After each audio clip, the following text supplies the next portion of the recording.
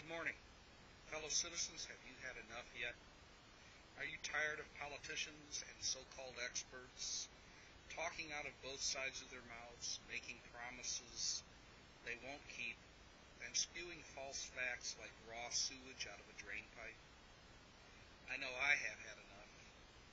I'm mad as hell, and I intend to do something about it, hence this series of videos. Our political leaders, whether in Washington, your state capital, or city hall, seem to have forgotten, or worse, have chosen to ignore the fact that our Constitution begins with three simple words: we the people. Yes, they are simple words, but they are profound in their meaning and their symbolism. It is not by accident that the framers of the Constitution chose these words to begin the document that represents the supreme law of our land, nor is it accidental that these words were printed larger and bolder than the rest of the document.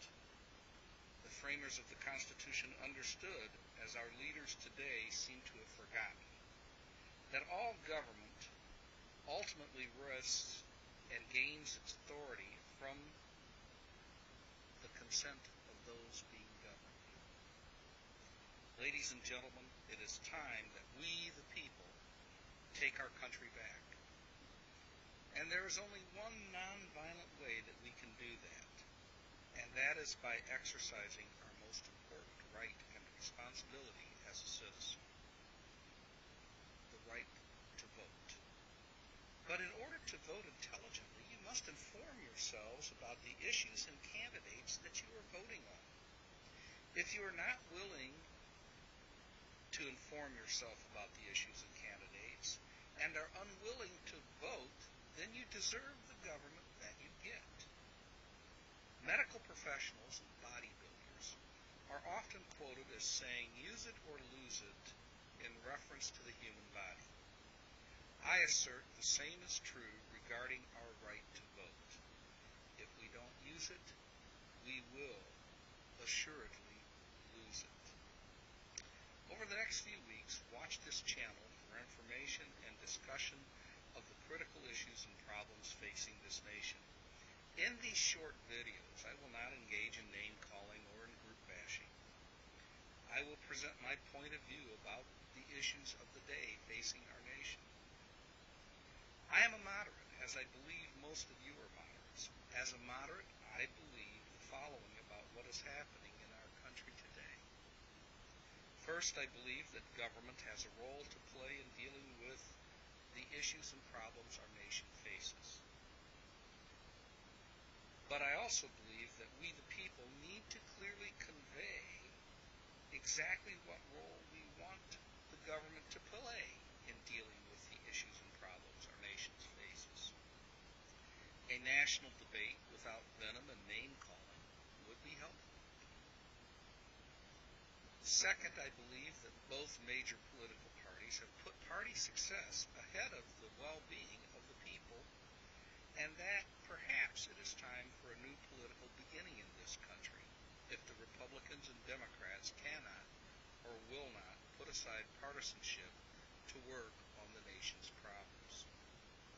Third, I believe that media extremism, whether from the left or right, has so poisoned the political atmosphere that reasonable political leaders have become afraid to act or speak for fear of not being elected.